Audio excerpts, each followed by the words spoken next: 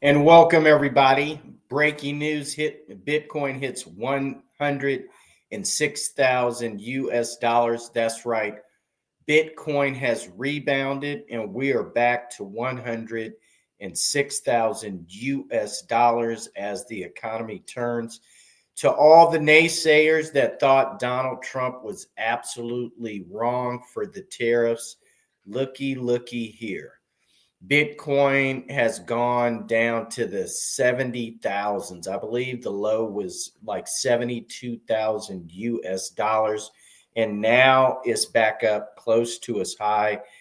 I believe the official high was 108,000 US dollars.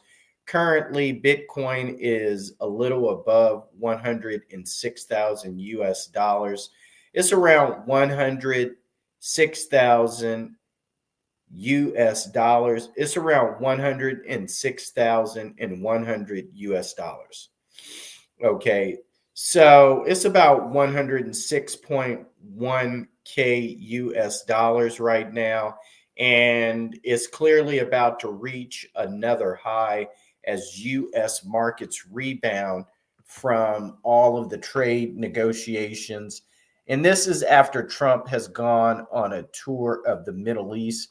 Let's see where Ethereum is right now. We should expect it. Yes, Ethereum is back to 2,567 US dollars. So Ethereum has rebounded as well. Let's see where the Dow Jones Industrial Average is. The Dow Jones is up $137 to the price of 42,792 US dollars. And let's see where the S&P 500 is. The S&P 500 is down $13 to the price of 5,969 US dollars. It is close to 6,000 US dollars. And let's look at where its 6-month high has been. Okay, so right now, the S&P 500 is close to its 6-month high of 6,152 US dollars. So it should pick that up tomorrow. The markets have responded positively to President Trump's tour of the Middle East. And that's a good thing. We won't spend too much time. One of the things I'm going to do is strive to provide you with more information. Most of the people on social media are trying to give you basically price predictions, and none of it less than 1% of the people on social media have any type of economic or business training, let alone any type of certifications to give you business advice. I have 35 years of following the financial markets, but I don't have any series license. I don't have any financial planning certifications. And I wouldn't get those because it would hinder me. At the same time, I believe when you look at social media, most people are trying to give you advice on where the market is going. And just think about it. A financial planner who has a Series 7, a Series 6, a financial planning, or let's take a stockbroker who has a Series 6, a Series 7 license, who has a financial planner certification and things of that nature. They're not giving away advice freely. You won't find any of these people on social media giving away advice to wealthy people so that they can manage their hundreds or millions of dollars. My wife has a financial planner.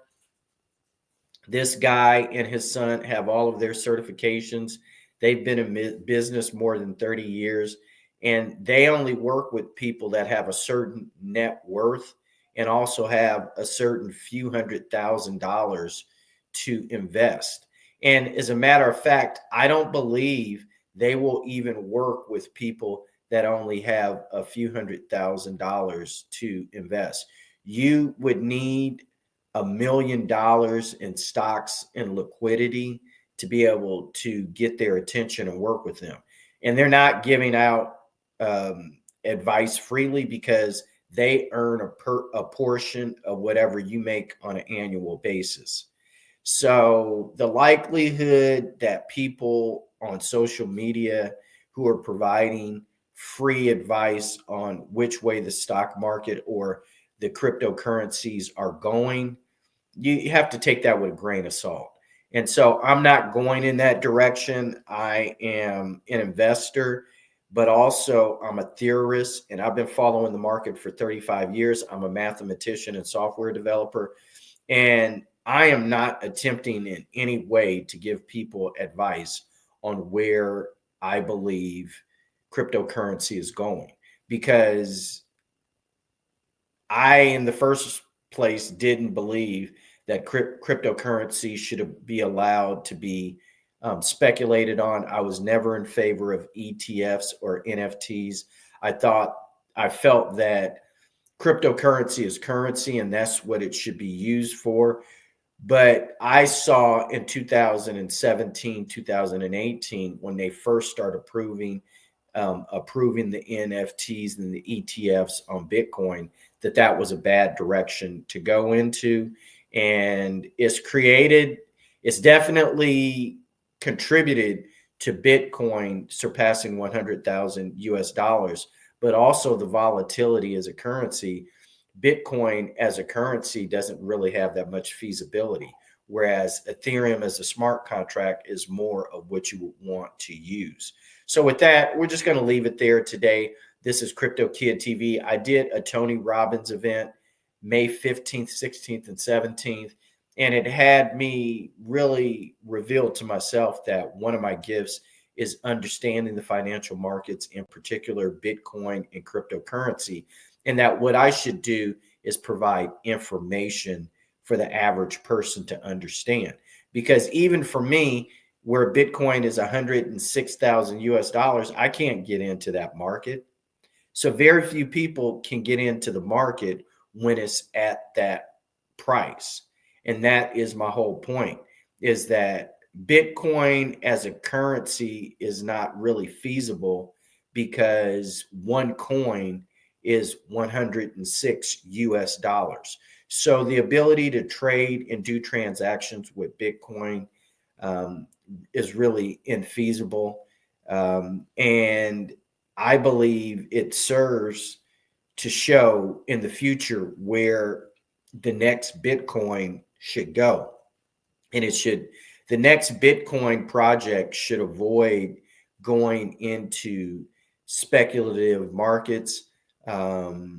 Not saying that it should be forever, but when people create currency, they don't immediately put it on the financial markets as far as commodities markets and then try to get the value of that particular currency increased through speculation. Normally, fiat currency, the value of fiat currency is increased through use of that currency. Here, Bitcoin really, in the beginning, it was used for a lot of off the market stuff like Digital Silk Road. But the initial cryptocurrencies were created to support credit, to make long distance phone calls.